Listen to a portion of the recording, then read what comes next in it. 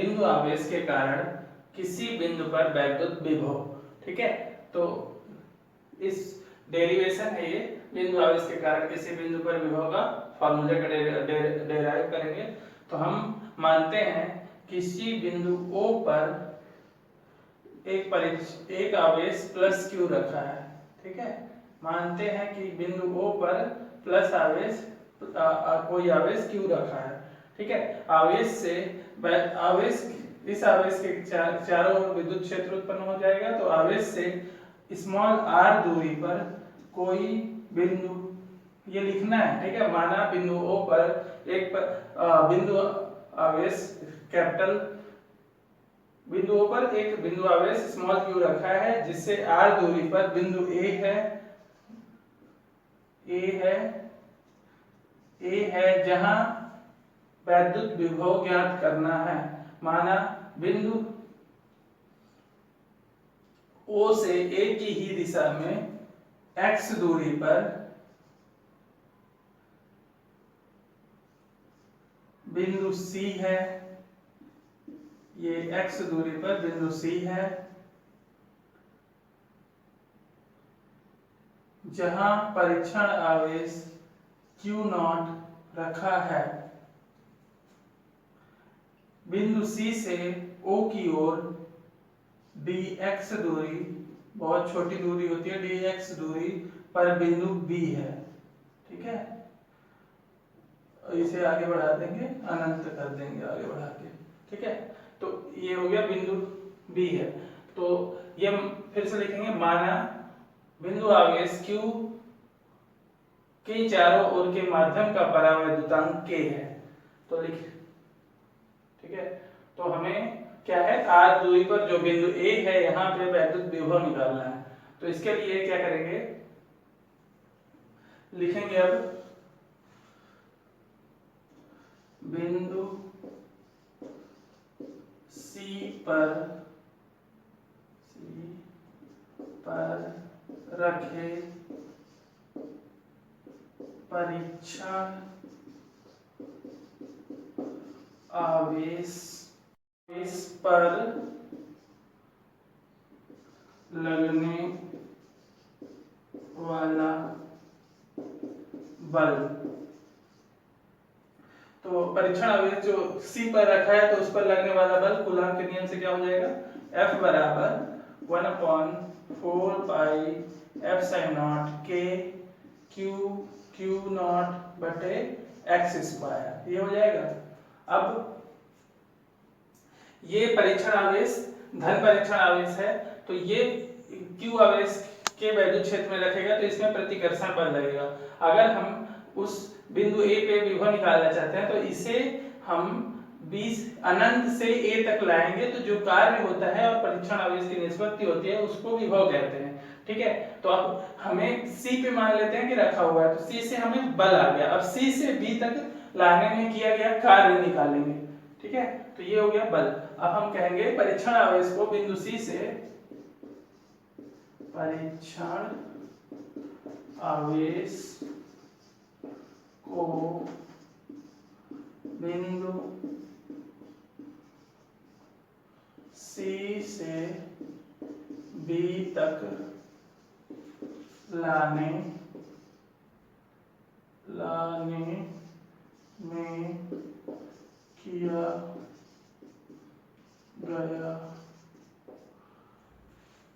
कार्य। तो कार्य क्या होगा, W D, क्योंकि ये dW होगा, क्योंकि बहुत छोटी दूरी है C और B के बीच में, तो dW बराबर होगा F बल, हिंदी में लिख देते हैं एक बार, बल गुणे बल की दिशा में विस्थापन। ठीक है, ये होता है बल गुणे बल की दिशा में विस्थापन। तो बल हो गया हमारा F और विस्थापन हो गया बल। देखो बल जो है प्रतिकर्षण बल लगेगा इस दिशा में, इधर को। ठीक है, और बल की दिशा, विस्थापन की दिशा विपरीत है, तो बल की दिशा में विस्थापन -dx हो जाएगा। ठीक है, ये। तो dw बराबर हो गया f डॉट dx। अब यहाँ से f का मान रखने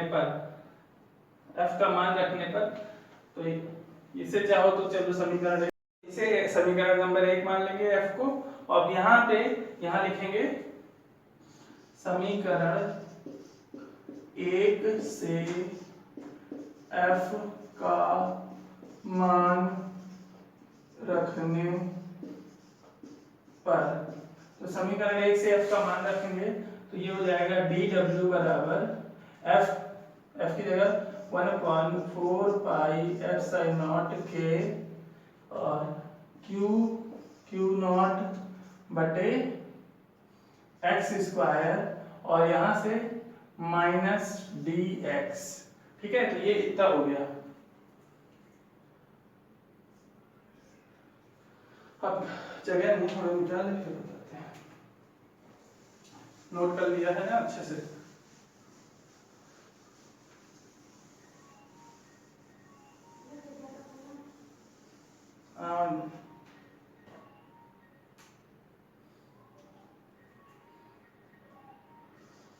dw बराबर हो जाएगा, क्या है,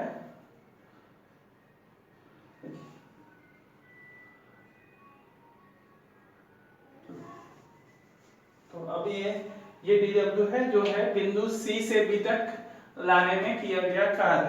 ठीक है, अब हम क्या करेंगे, इसी से हम बनाएंगे अनंत से बिंदु A तक लाने में किया गया कार्य। तो लिखेंगे परीक्षण आवेश को अनंत से बिंदु ए तक लाने में किया गया कार्य। परीक्षण आवेश को अनंत से बिंदु ए तक लाने में किया गया कार्य जो होगा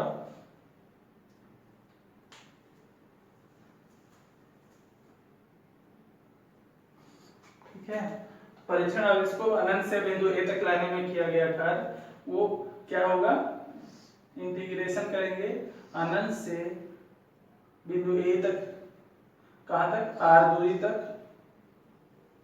ठीक है, और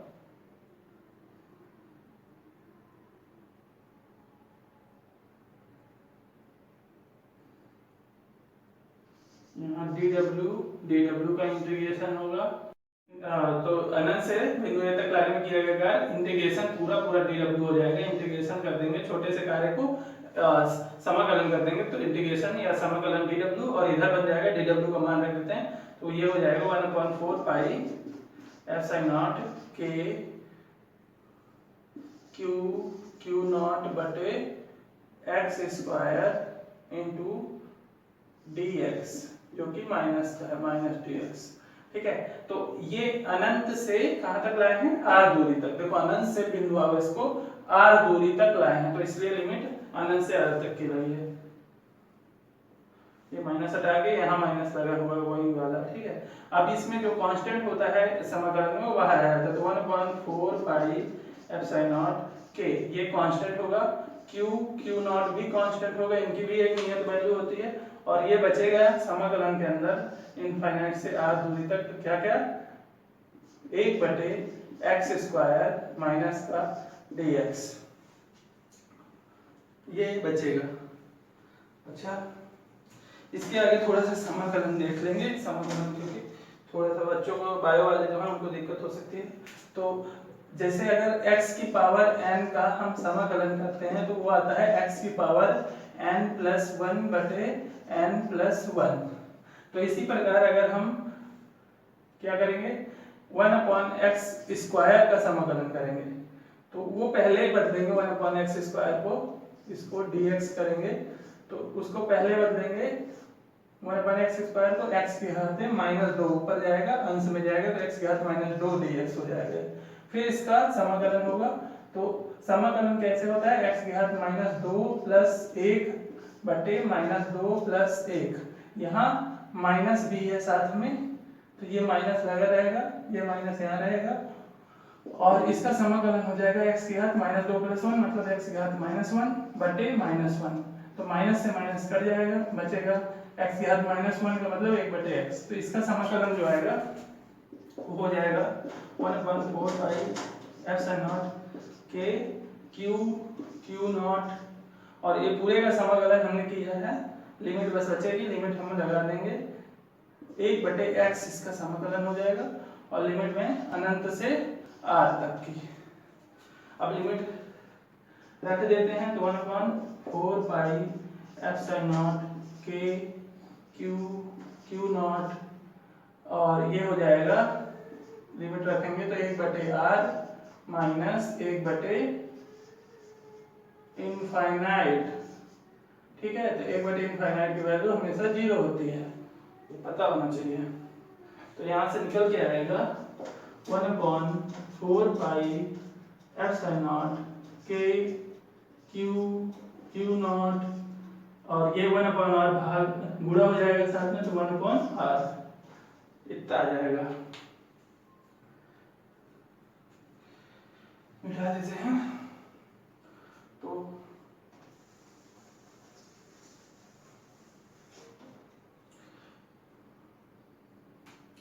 तो यहाँ लिख देता हूँ इसके आगे। तो पूरा कार्य यहाँ इंटीग्रेशन हो जाएगा कार्य का, तो ये W बन जाएगा W। तो बिंदु अनंत से बिंदु A तक लाने में किया गया कार्य W बराबर आ चुका है 1/4π k q नॉट बटे r।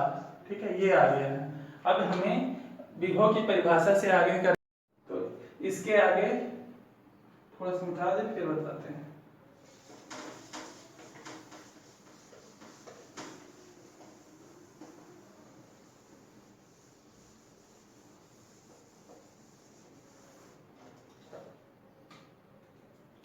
W आ गया, अब लिखेंगे विभव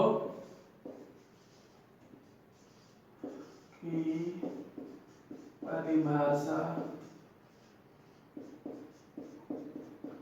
से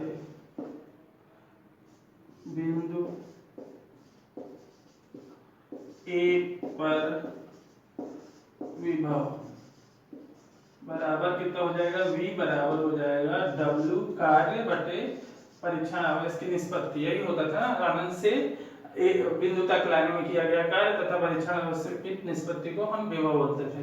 तो यही हो गया परिभाषा से। अब यहाँ पे ये जो W का मान रख देंगे, इसको अगर हम समीकरण नंबर 2 मान लेते जो कार्य आया था, तो यहाँ लिखेंगे समीकरण 2 से W का, ये W है, ठीक है, कार्य W का मान रखने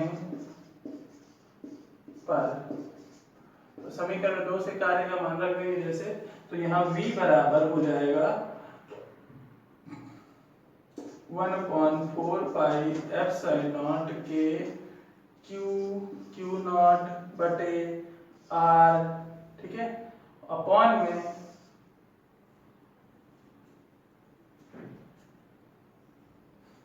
क्या होगा, q नॉट से भाग दे देंगे जो वहां पे था, तो ये q नॉट से ये q नॉट कैंसिल हो जाएगा, बचेगा v बराबर, विभव v बराबर 1/4π k q बटे r। ये आ गया हमारा डेरिवेशन, ठीक है, जो हमें निकालना था। अब इसके आगे लिखेंगे यदि माध्यम, ये हमेशा करते हैं, वायु या निर्वात हो, के बराबर क्या हो जाएगा, 1, के बराबर 1 हो जाएगा। तो यहाँ पे v बराबर आ जाएगा, विभव v बराबर 1/4π के की जगह 1 हो गया q बटे r। तो ये दोनों फार्मूले हैं। ये जब वायु या निर्वात माध्यम हो तो ये होता है, और जब के आ जाता है बस इतना ही अंतर। तो ये हो गया हमारा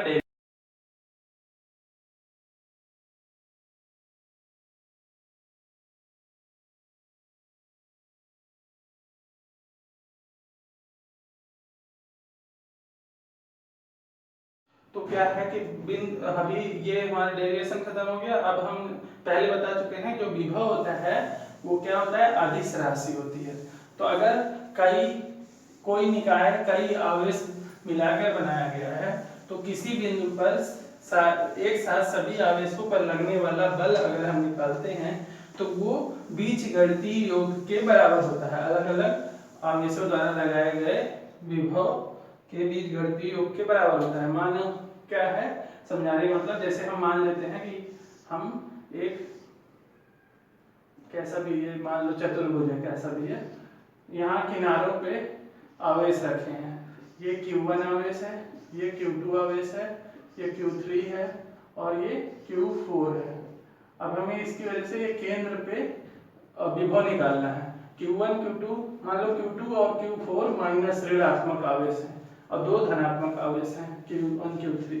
अब Q1 से यहाँ तक की दूरी R1 है, यहाँ तक की दूरी R2 है, Q3 से बिंदु तक की दूरी R4 है, R3 है, R3, और यहाँ Q4 से जो दूरी है वो R4 है।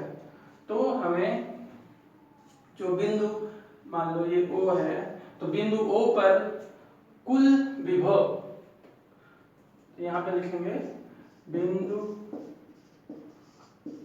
O पर कुल विभव जो आएगा वो कितना होगा, V बराबर V1 जो Q1 की वजह से आएगा, V2 जो Q2 की वजह से आएगा, प्लस V3 प्लस V4। ठीक है, तो अगर हम अलग अलग निकालें तो V1 कितना होगा, V1 होगा 1/4 पाई एप्सिलॉन नॉट। मान लेते हैं कि 1 में रखे हैं तो K नहीं आएगा, K की जगह 1 हो जाएगा, तो 1/4 पाई एप्सिलॉन नॉट Q1 बटे R1। ठीक है, ये V1 होगा। ऐसे ही V2 कितना होगा, 1/4 पाई एप्सिलॉन नॉट, यहाँ पे माइनस Q2 है तो यहाँ माइनस Q2 बटे R2। ऐसे ही V3 हो जाएगा 1/4 पाई, Q3 आवेश की वजह से जो विभव हो जाएगा 1/4 पाई एप्सिलॉन नॉट Q3 बटे R3 हो जाएगा। ऐसे ही V4 जो है Q4 की वजह से विभव V4 is equal to 1/4 pi epsilon naught, Q4 में माइनस है तो माइनस Q4 अपॉन R4 हो जाएगा। अब इनको सबको जब जोड़ा जाएगा तो ये 1/4 पाई एप्सिलॉन नॉट कॉमन आ जाएगा। ठीक है, और बचेगा क्या, वैसे ही बीजगणितीय योग हो जाएगा। तो Q1 बटे R1 प्लस करेंगे, लेकिन Q2 में माइनस है तो इसलिए यहाँ पे माइनस आ जाएगा, माइनस Q2 बटे R2 प्लस Q3 बटे R3, और यहाँ Q4 में भी माइनस है तो माइनस Q4 बटे R4 हो जाएगा। तो ये हो जाता है बीजगणितीय योग। अगर कई आवेश की वजह से किसी बिंदु पे विभव निकालना हो तो एक साथ सबको बीजगणितीय योग के हिसाब से जोड़ देंगे। ठीक है, तो ये हो गया जो मैं अलग से बताना था, एक कॉन्सेप्ट इसका विभव का हो गया। विभव खत्म हो गया बिंदु। अगली हेडिंग जो हम डालेंगे वो है वैद्युत क्षेत्र की तीव्रता। बिंदु आवेश के कारण वैद्युत क्षेत्र की तीव्रता, तो वैद्युत क्षेत्र की तीव्रता तथा वैद्युत विभव में संबंध। तो हम जानते हैं कि वैद्युत क्षेत्र की तीव्रता क्या होती है, वैद्युत क्षेत्र की तीव्रता E बराबर होता है 1/4 पाई एप्सिलॉन नॉट Q बटे R स्क्वायर। ये याद होगा, बिंदु आवेश के कारण किसी बिंदु पे वैद्युत क्षेत्र की तीव्रता, बिंदु से R दूरी पे वैद्युत क्षेत्र की तीव्रता को फॉर्मूला ये था। उसके बाद अभी जो किए हैं वैद्युत